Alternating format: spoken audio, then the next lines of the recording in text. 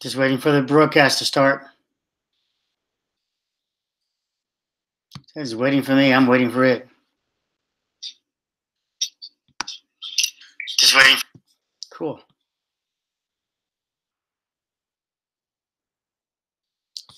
Okay, how to use lathe? I actually buy lathes. I fix them up and then I sell them, but I bring them to a super crazy tolerances. Now, scraping. You guys heard of scraping? Maybe you haven't. It seems to be something a few YouTubers are making a lot of money on. But I see that they're getting quite a few things wrong. But that's another video. I'll do another video for that. Let's just jump into what do you look for when buying? Well, you're not going to really be able to do the best job in buying it unless the person allows you to take apart certain things of the machine. For example, the part of the cross slide. This is has a screw in here. It goes across. It cranks it in and out. Well, if you look right here, you see that it's tight. I've been working on this one, and I'll show you what tolerances I'm at and that how I still have a ways to go. A ways to go. That's a joke for ways. So if you do take this apart and look at it, one of the first things you might look at is this bed here, and you're like, oh, cool, the dovetail, right? Oh, that's really smooth. That's really nice. Dovetail doesn't work. It doesn't rub against this top part of the, I'm just going to call it the top part, right? I'm not going to get technical with you because one manufacturer calls it something else, and another one might call it another thing. But what rubs, and this gets a shim in it, what rubs is this top surface and the bottom surface. And that's where you would think you could look at. And bear with me on this. It's going to be like, when you finally get it, you're like, oh boy, really, I can't really judge a machine. All right. So even I can't go up to a machine and judge what it looks like. And I've taken apart many machines and fixed them. But even I can't walk up to a machine and look like these other guys who tell you, look at the screws, look at the ways. Yeah, you can look at the ways, and a lot of them probably will be damaged. The ones that aren't damaged, maybe somebody polished them up real good. Can you look at this, for example?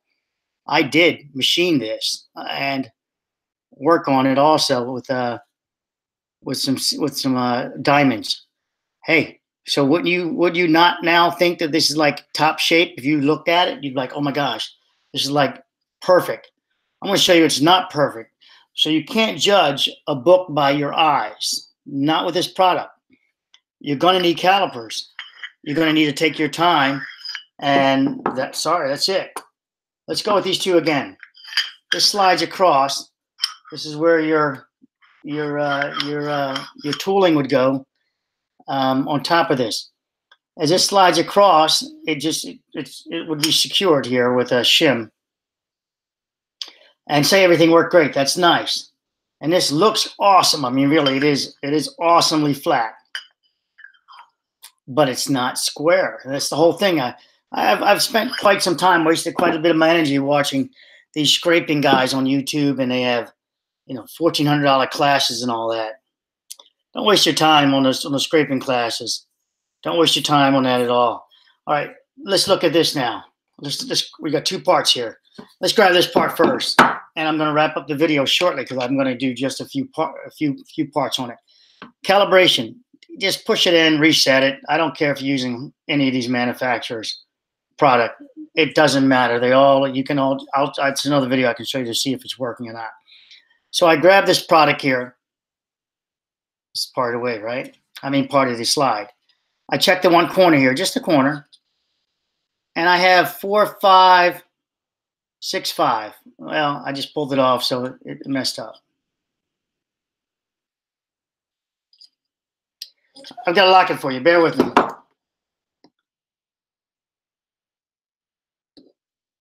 I'm going to run it back in, make sure I'm in 0, come back out, check it. Oh, so when I check it, I'm going to rock it this way and that way. The lowest number I see is the number. So rock it, and the same thing like a surveying. So I rock it. The lowest number I see is your answer.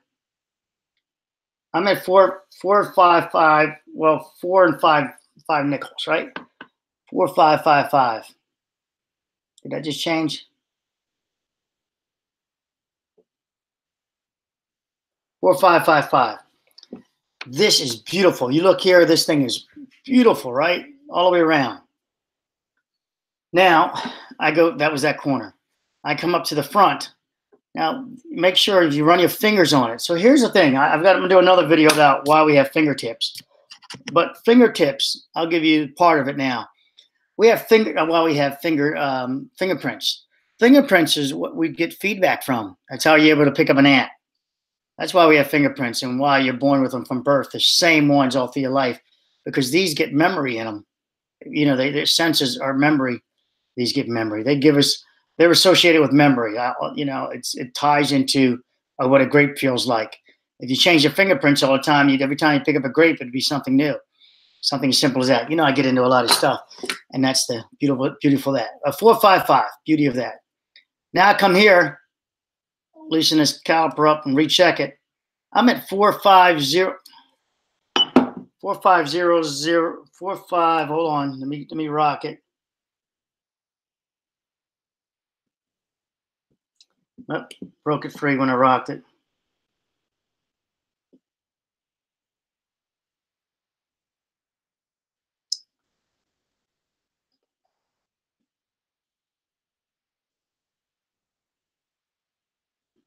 I'm getting crazy numbers. Hold on. I'm rocking it like I told you to rock. So I'm doing this for exaggeration. I'm doing that. And I'm trying to share it with you, but so I can give you the reading though, if you can bear with me. I'm taking this one back. This caliper is junk. Harbor Freight junk. It doesn't have a light in it. 4, 5, 6. And that's there. Come to the middle. I'm at 4, 5, 5, 0. 4, 5, 5, 0.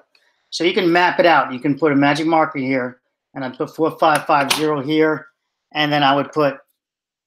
So I'd put a 4, 5, 5, 0, 4, 5, 5, 6, and on the front it was 4, 5, 5, 5, right? So you can now start seeing this starts mapping out. If I drop that on my computer, I'm going to cry because that's going to break it. So you start mapping it out, and you say, "Oh my gosh, that's not the same thickness here. It is not." As the person used the slide over the years, it wore out. It wore down. All I did was get back to a baseline by polishing it up like that with a diamond. And a diamond, I have a surface planer. Whoops, went to fractions, which I kind of liked about this, but now it's just junk. Now I'm at 4, 5, 5, 0, which is kind of cool. The other corner is a match. Almost. It's 5/10,000ths off. So this is 5/10,000ths off from that. We'll go to the middle real quickly. I'm at 4, 5, 10. So I'm at 4, 5, 10. The opposite side of 4, 5, 10 is 4, 4, 8, 5. Oh. Seems different than what I just had before, so I'm going to check my calibration, and it is 10,000ths off. I'm going to recheck it. So 4, 5, just at the face, at the outer edge there.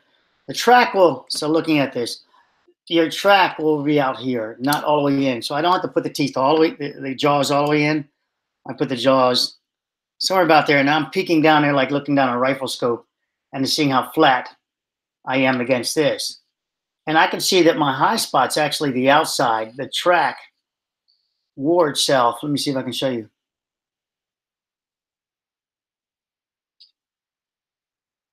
The track wore itself there because here is high. So I can use a different calipers even, but to work my way in, and it would be the kind with the screw kind would be better for this. Just so you know, the kind with the screw kind would be better, not what I'm using here. 4, 5, 3.5, 4.520. It went down to 4.520. So she's my thumb as an eraser. 4.520. That's what I saw initially at one point. All right, and across from that is 4.510. You see now that this may look like a gem, but she needs some work. And we'll take the final reading up front here for us. 4.535, 4.530 as I rocked it. So 4.530. And that one over there was checking for 0, 5,000's off, resetting. That's 5 zeros. Checking one more time.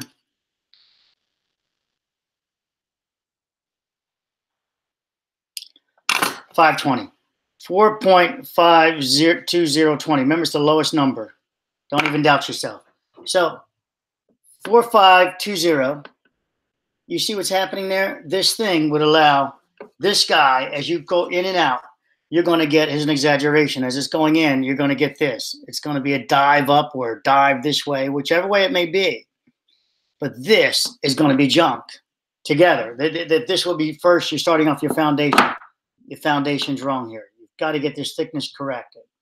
Whether it just be the outer edge, the outer edge here, the surface here. I use diamonds. I don't do all that scraping stuff. It's not going to work with this anyway. It's too hard. So 4.520. I use diamonds. I take my time, work on it. Just don't use colors first. You can use color, you coloring and all the scraping techniques that you can think of. You have to get this thing in the same thickness first. Like I said, I have a surface planer, and it can get within thousandths of an inch of this. But it takes a lot of jigging. You got to jig it in there. Then you got to come across here, rotate it again, come across here and all that. Hey, I grab a diamond. Here it is. Here's my diamond. It's actually for concrete cutting, using concrete. These diamonds are. This is the 100. I have the 30. Of course, for fun, I do have the scrapers and all that, but they're just for fun. Going back to this now, and I can teach you more about that. So going back to after you get the correct thickness, now you would have to then worry about this guy being the correct thickness. So perhaps you can, if you don't have you're going to need some flat surface. Then you could take it like that. You can go from there. You can also do something like, if you had something totally straight, you can go from there like that and try to get the consistent gapping across right here. You want to see consistent gapping across. Same thing on this side.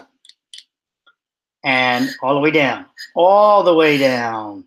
But you just don't chase your tail. Get this thickness first. Correct it first. And that way you have if you see different results, you can then start surface hand grinding on that. Again, I use diamonds. The diamonds work that's what my surfacing device is. It's a diamond wheel, right? But I love these guys. This is very easy. You just literally don't worry about it. It's off. It's not a tool at this point, as far as I'm concerned. It still needs polishing. It needs to become a tool. So then I use my diamonds, and I take off those thousands, and I keep checking. I use another diamond I like more than this one, actually. This one's a very aggressive diamond. This 100. It's got more diamonds in it than not. Another one. Here's an 80 grit diamonds. And again, if you know what they're doing when they're doing, you're going to first get your plane first. You're going to get your plane first, your thickness. And it's going to take as long as it takes. But you just saw that. Don't worry about cross hatching and all that. Yeah, if you can stagger it, yeah. But you're going to put your effort in it. It's going to take. Also have a diamond plate. I'm trying to be reasonable with you guys. That diamond plate cost me $500, and I can just go over it. But I can't put it on there now. It's just going to give me the same flatness. It's going to lower it. That's all it's going to do. It's still going to take finessing of cutting, getting down those 4,000s. Now you can use a micrometer after that, at that point, mic it from a flat surface and go, okay, I'm at 4,000. At that point, you can start using your bluing and your coloring to bring everything down to that one. Once that shines blue, then you now know the rest are at the same height. That's one of the tricks I'll do for that.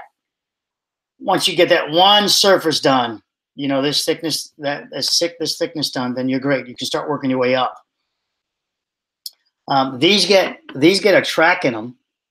Remember, I buy these things and fix them up. I'm getting another one just probably in the next few days. They get a track in them from this guy rolling. Oh, I didn't bring it in. I got the wrong surface. Well, the other guy gets a track. This doesn't get the track. The other marrying surface gets a track in it right following this edge as it rotates around. So one of the tricks I'll tell you is to relieve this edge, relieve it. But you see the way I'm pushing back into this? That's wrong. It will make a metal stand up right there, and you'll start cutting. So you're going to relieve going away from it. Get yourself a nice soapstone or something to soften it up. Use your fingers sacrificially. It should not be cut. Now I feel if I run across the top here, I can actually feel these little butcher fingers, right? These cleavers. I can feel all these little digits in here. I feel it running across my finger, even though they have paint mostly in them. That's fingerprint again. All right, so back to this guy. So after you get that nice and squared, everything squared up, you're going to now go to this guy. You can take them separately as the same one, and they're going to match. And then you might have to lower this guy if it starts hitting. So if it hits, it's supposed to clear here. Right at the top, it clears. And these are the dovetails. We'll get onto that another time, perhaps. But see the dovetails? Dovetails are you're going to use a shim on this anyway. These things get shimmed right here.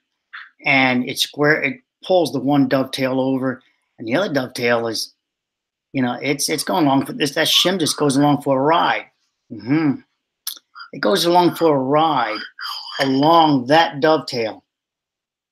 So if that shim is not flat, it can go in and out. So you'll also do the same thing to be sure. You'll check this guy coming across for squareness. For squareness, you're going to check it coming across.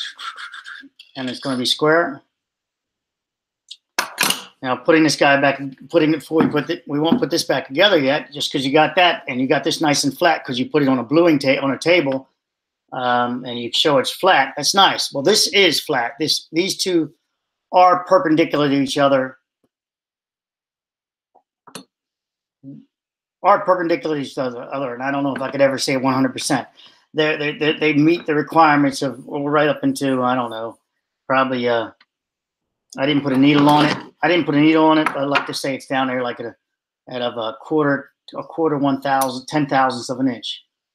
You know, 1/4 of a quarter 10 thousandths of an inch. These guys within each other. All right. But here's the but part. Now you see why you can't buy a lathe that you're getting junk each time. I mean, I look at this lathe, look great, but then I'll take it apart and it's like, oh, I'm gonna need another week on it. So this is a 12,985. So this is 12,985. The other corner. And when I connect to it, I look down it right here to see how flat it is on the blade, and on this side comparatively too. And I can tell you this side it's humpy. The other side is flat. Would make sense, right? If I just bragged about the levelness of that one.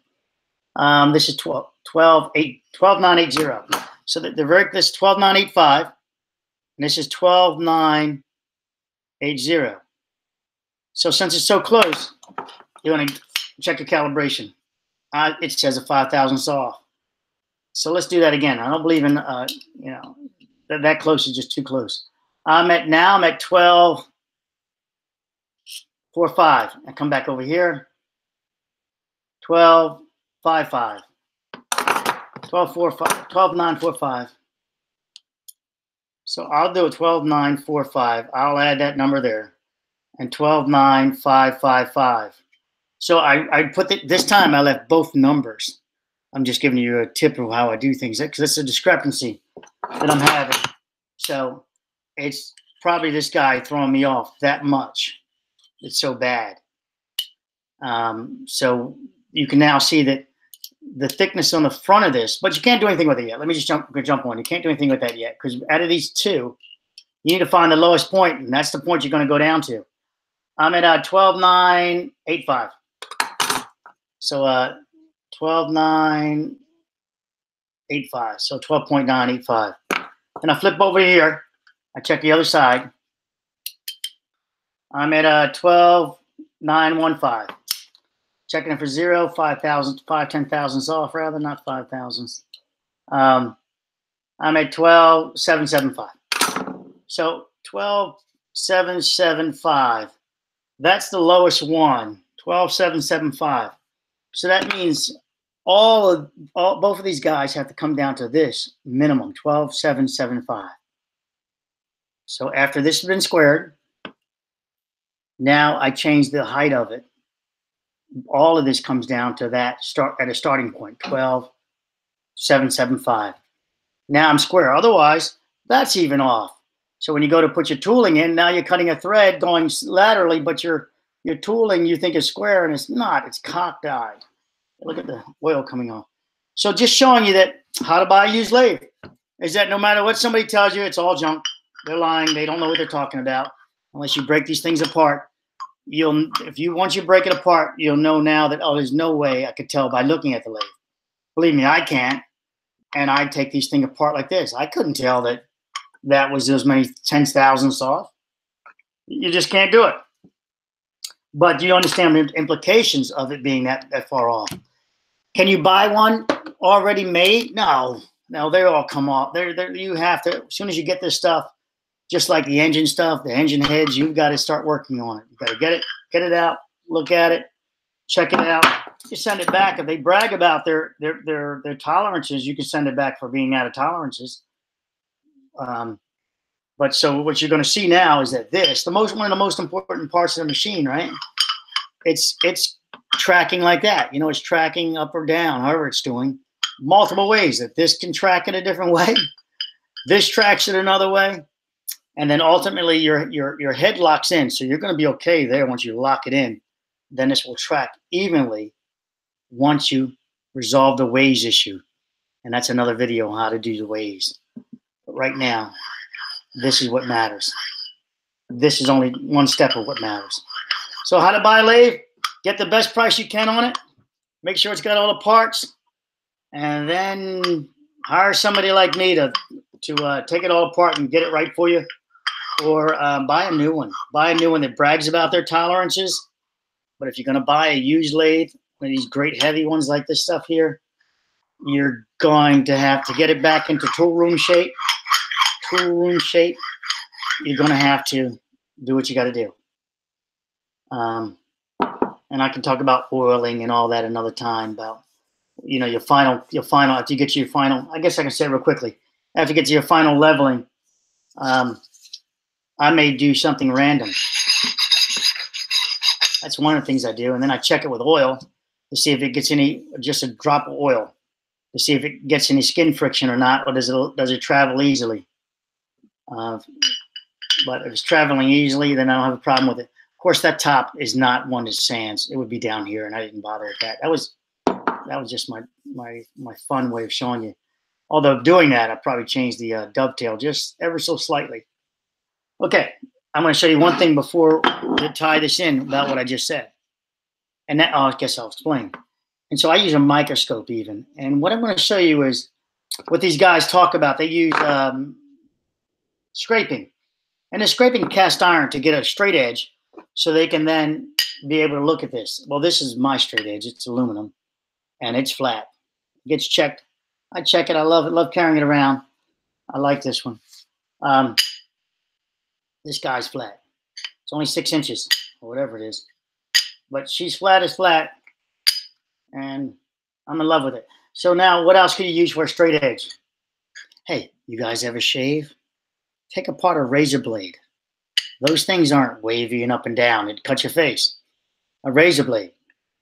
Take one of those apart and you have yourself your straight edge at that limited size, but that will be enough to cross this here. And you can go crazy looking down it and drag it gently and take a peek and you get some data. You get data off of this. Just data, and then you'll know what you got to do, give you an idea. You can definitely go off the edges too. So that's the razor blade. It's a free one as far as, you know, it's only $1. I'll blow off my keyboard. Okay, now let's go to scraping. Let me show you screen. Let me change screen. Oh, I just changed this. Oh, I have to share my live screen. Hold on.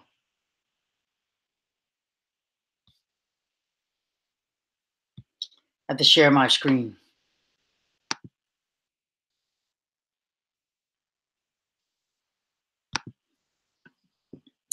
Okay, so now I think we're sharing screen. I'm going to make sure that. Right.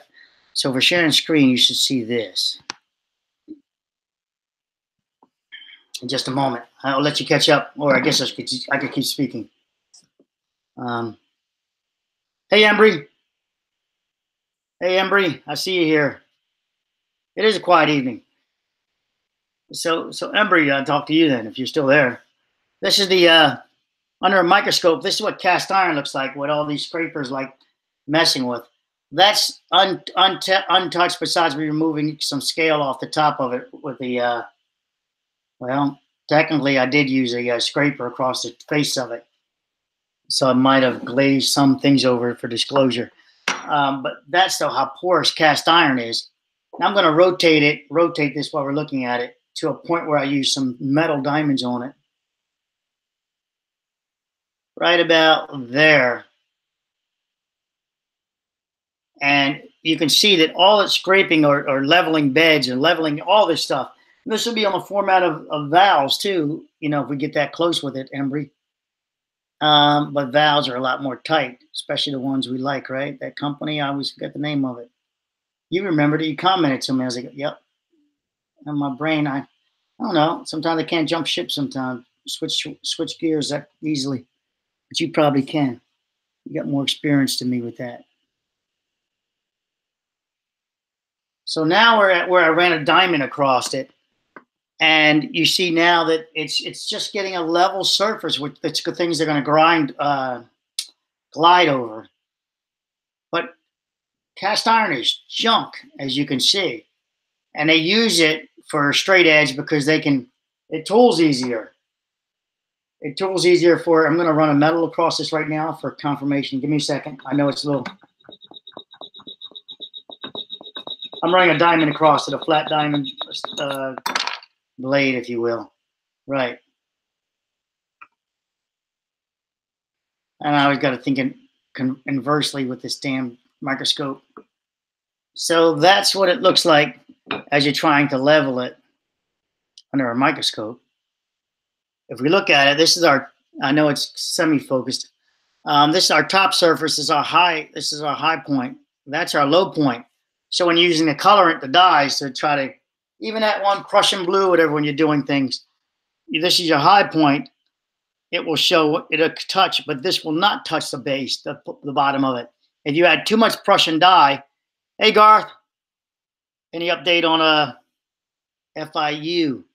Yeah, I did an FIU one a couple of days back, didn't I, about how they did an update saying, and they showed their old stuff saying update 1 year later, and that they are going to soon to release their findings. So they're putting it together now.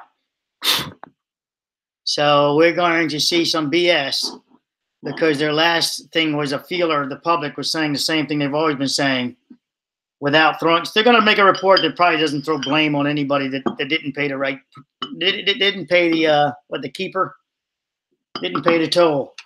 And that might be MCM, because MCM is filed for bankruptcy. So, but they have, it's still government contracts. And yet the government can cancel all contracts under something like this once you drop the ball like that. You can't, you know, typically you and I would go, yeah, well, that's that contract I dropped the ball on. But the government is the government.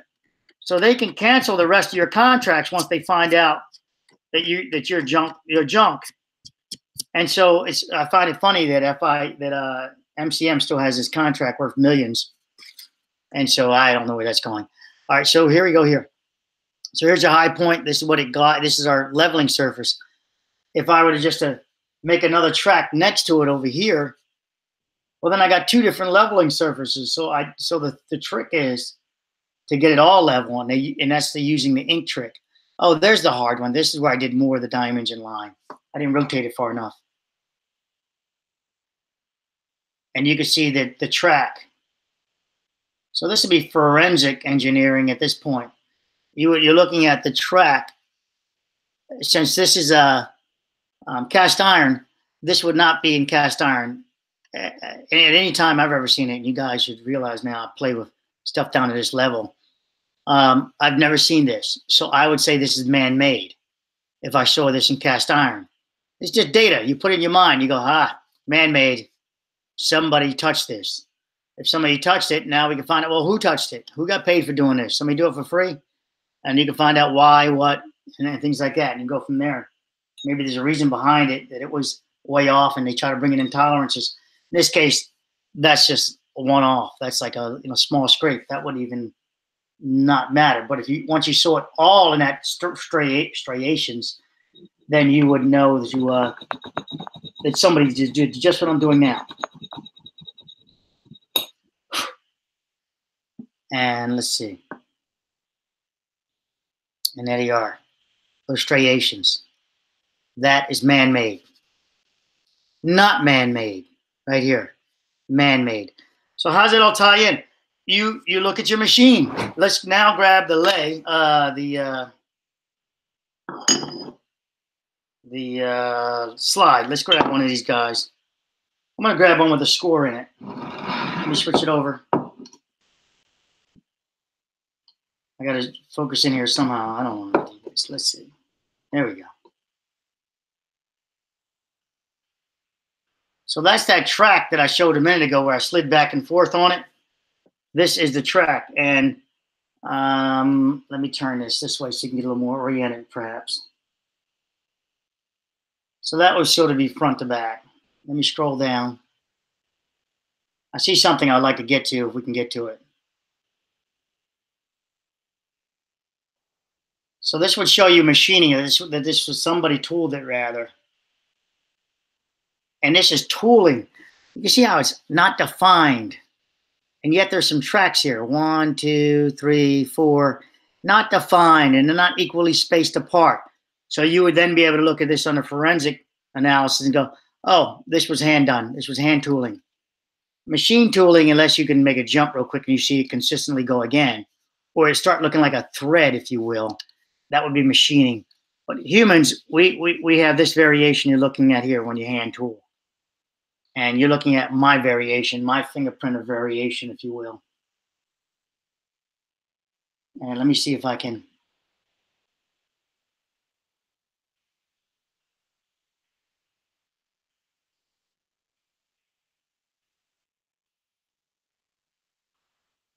So these are the high points. That's the low point, what you see dark there.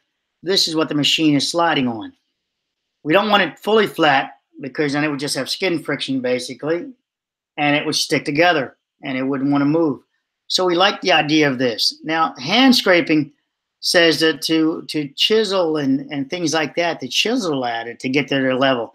They're using cast iron mostly, but back in the 40s, they used it. They did hand scraping on aluminum, right? Aluminum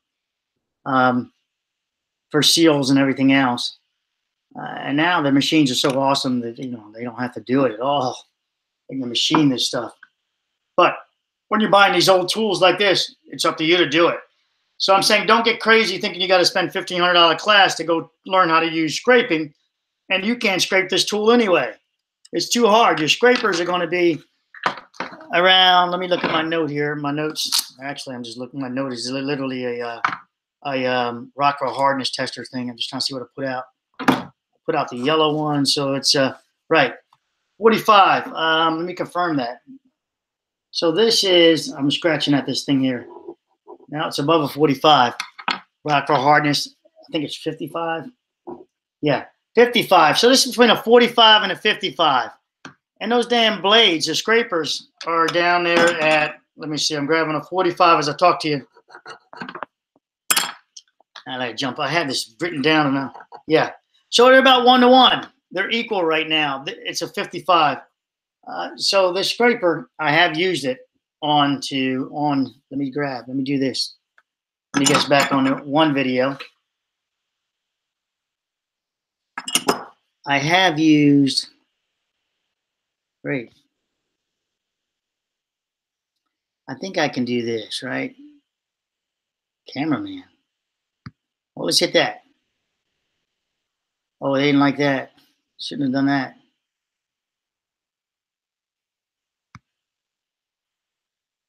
Cool. So I have this scraper punches in, and I find these to be pretty accurate. These carbide testers. I mean, these Rockwell testers for testing carbide. It scratches at 45, 55, but not at 45. These guys too. And I try to see if it's the same depth I get out of it or scratch. For example, the top of this is softer. I feel like it's softer than this. And I don't use my eyes. I feel like I'm looking for resistance. This is harder. This wants to slide when I do it. See, you can see me even doing it. It's like it's sliding. So I need a surface that's not too badly marred. I'd say it's over here. Now I'm digging in. So I can feel that. So this would, in theory, should work to do this. I don't have that much energy. They're too close. I mean, really? Look, you think I would mess up my tool, this product, if I thought this would hurt it? It's too close. You need something much harder. Now we're back at the diamonds. Now I'll do this for you to show you that not to worry about it. I'm at the diamonds.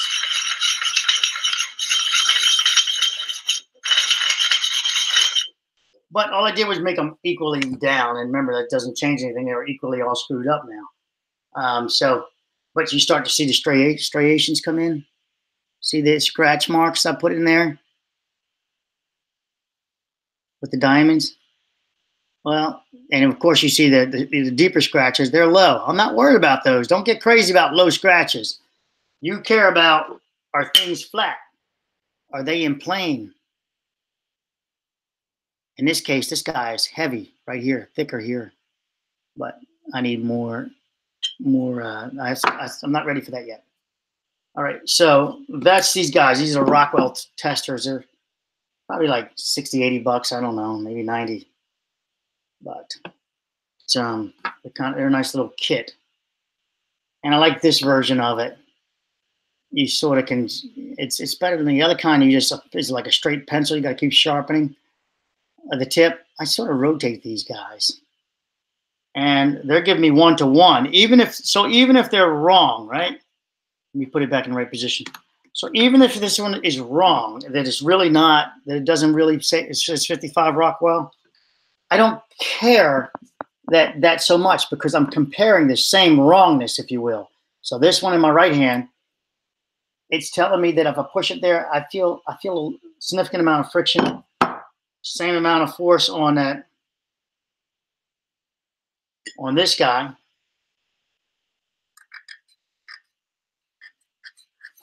And visual inspection, it's just sliding over it. It's sliding over it. And I did look at this under a microscope. The striations are this way. The tooling was done this way. So I am going across it. You think I'd be able to grab it more. If I go this way, I'm really going to slip because I'm going within the striations. Now watch how important that statement I just made is. I'm going within the striations now, and I'm just sliding across. I go perpendicular to them. And now I have resistance. I have to go across each one, up the valley, up, down, up, down, up, down. How does that tie in? I like to use my brain when I make these machines so accurate. I like to have my striations, since we're tooling this tracks in and out. I like to have my lines ultimately in line with that, because oil is a fluid. It's not compressible. I don't like the idea of trapping a fluid in there and then trying to crank it and etc. I want the fluid to be able to escape, forward, front, and back.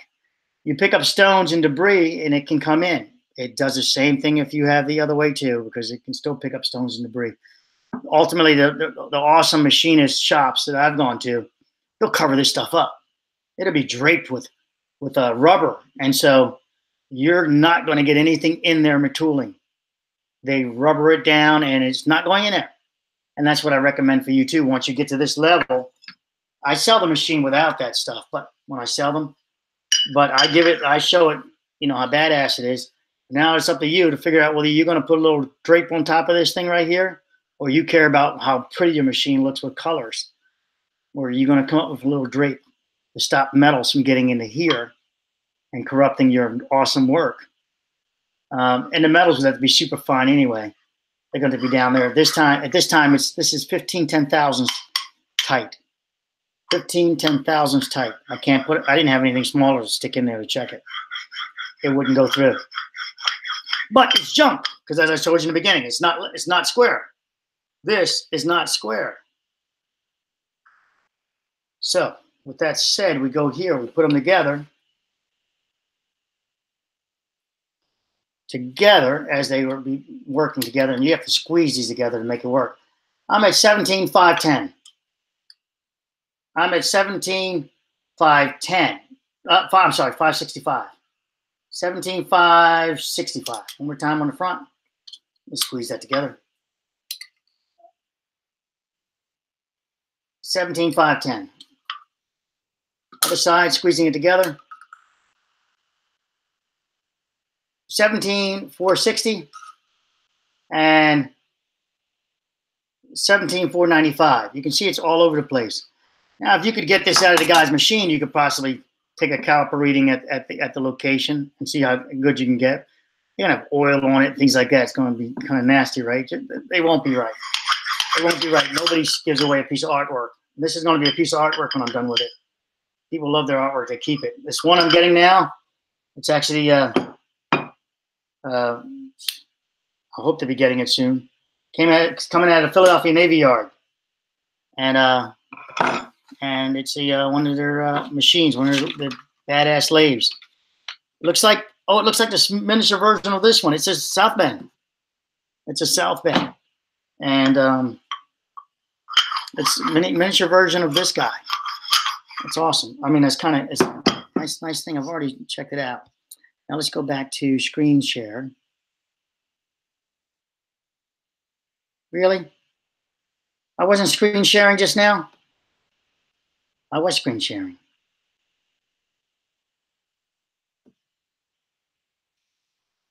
Oh, it was this guy. There we go. So here are the diamonds that I cut with.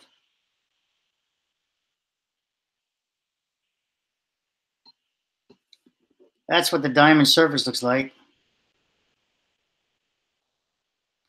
So if you ever want to buy diamonds from a country, wherever you go buying them from, I break this out, and you can literally see the man-made diamond chips. Obviously, that's the epoxy or the bonding agent. That's not good to see. That means something right there tooled my tool. Something was harder than the diamonds there, or it could be debris. Trying to scrape it off, see if it scrapes. Yeah, lost it. They're the man-made diamonds. Well, that looks like an emerald, right? Isn't that pretty?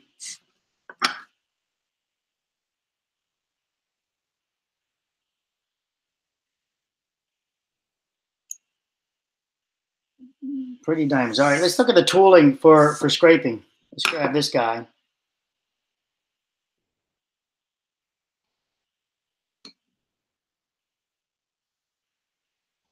Well, that didn't work out. We're looking at the top of it, but that's my, let me turn it sideways.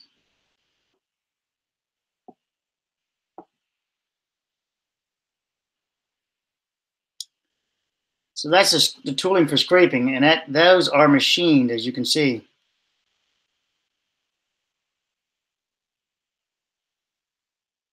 Tooling, I'm sorry. You can see it's done by, obviously tooling. You see the consistent striations. And let's grab another one. Let's look at the top of that. And I need to bring it up. I'm going to bring it up. Give me a second here. I put it under a shim. I can't hold it steady.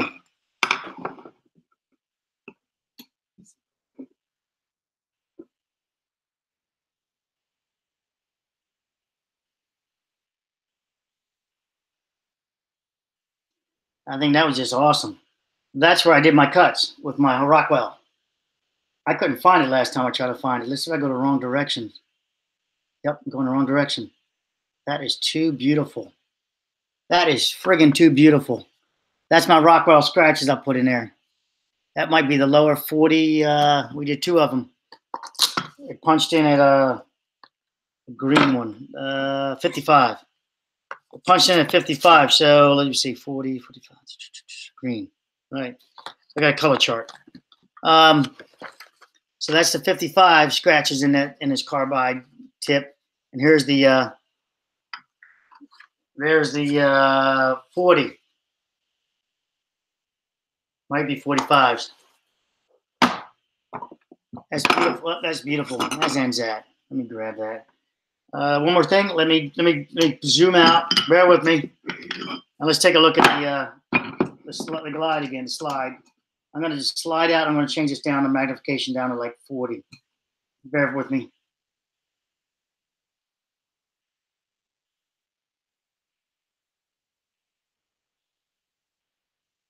So now we're looking at a 40 magnification on that slide where the 2 pieces slide together.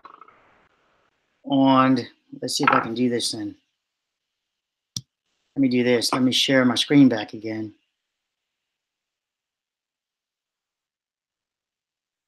I want to share the camera, right? All right, so share the.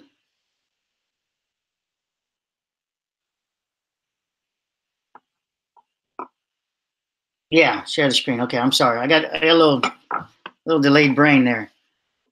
Got to think of how this works, because then I need you guys to see if you guys to see it. Yeah, I definitely messed up, didn't I? Oh, I was saying that was awesome, and you guys didn't get to see it. I apologize. I should be sharing the screen now.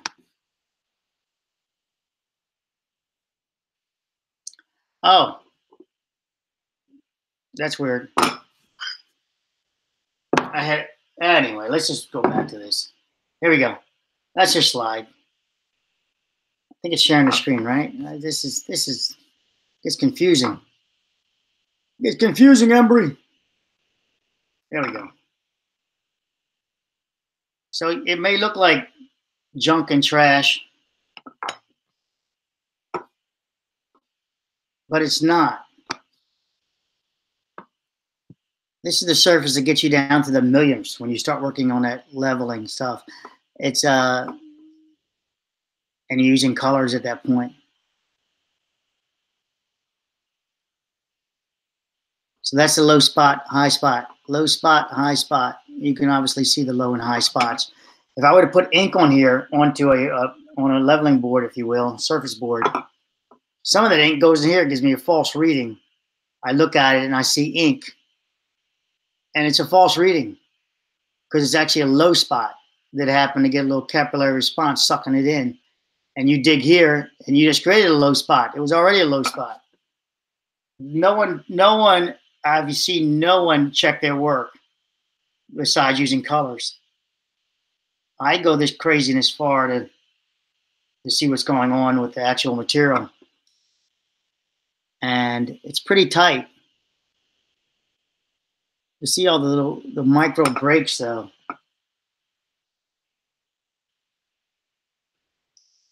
All these little squares. Let's roll up onto the top table of which doesn't get anywhere, but I did tool it for fun.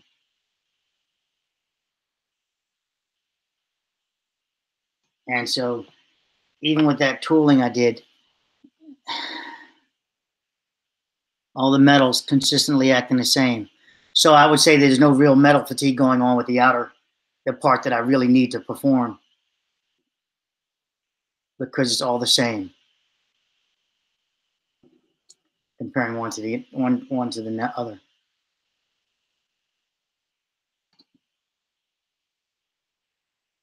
It's just data for you guys. Data. Flipping it over, and I don't think I can get to that line now. I'll show you that one of the score marks.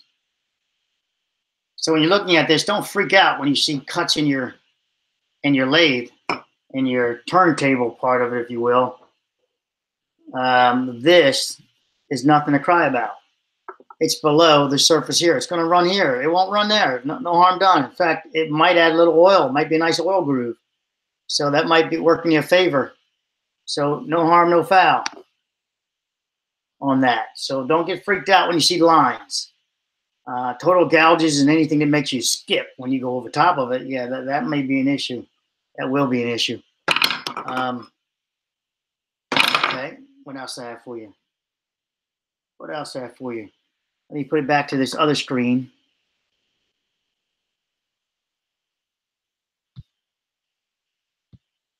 Go back to camera real quickly. And I think this will be screen share. It's telling me screen share again. Really? Okay, cool. You just tap screen share and it goes back to camera. So again, some things are not wearable. You put your fingers on it and you feel the original machining, how they machined this. And you can feel the ridges on it. You're like, okay, so it's not wearable. What also is an indicator of, you're like, oh, and it's actually beautiful in every axis, every which way I go. So what does that tell you? It's data. It's telling you it's not rubbing then. It's telling you when it's sitting in its place, it's not rubbing. So there's no reason to worry about, let me check the height from here to that. It's not rubbing. Everything's still in place. Now, once you take off these 15 10,000s, you might want to throw a little bit of blue on there, drop it back into place, literal place, pull it back out. If you see a transfer onto the lower section, it might be, I say might because you might be within that capillary reaction where it's just going to suck into it. You're going to have to figure out if you're contacting or not. If you do see it down there, they'll just come and knock some of this off. Not much, because it needs this section here to keep it square. These guys need to be, this with all these guys like this. This needs to stay square right here. Round. I used square the same way, didn't I? See that? As I'm rotating, they're in line with each other. It's not just one down the bottom, one down the top. These guys need to be proper. They need to be squared up. And that would be where from rotation in there. But it's transferring. It's very minimum rotation. You don't rotate this much. Even if you're doing threads, you're not going to be going crazy rotating it that much. So I don't see that as an issue. Again, use your finger sacrificially for any burrs on all this stuff, because you don't want to put it on a leveling board and the burrs scratch your board. Well, you'll be getting your board recalibrated, or maybe you'll know how to recalibrate yourself. Same thing here. So right here, as I scroll down, I don't feel a burr, but I feel, now that's a burr. I feel a little something right there. So I would use a stone to knock that down. Not diamond anymore, stone. And I would go, if you come this way, you're going to roll it up. So you go away and then use your finger again. And that's the size of that. That's the size of the show. So that's why you can't, when you buy a lathe, just buy the best price you can. Make sure the motor's running. This is only one video and quite a few videos I could do on buying a lathe. But this shows you that you're going to get screwed no matter what. You still there, Embry? Saying good night to you.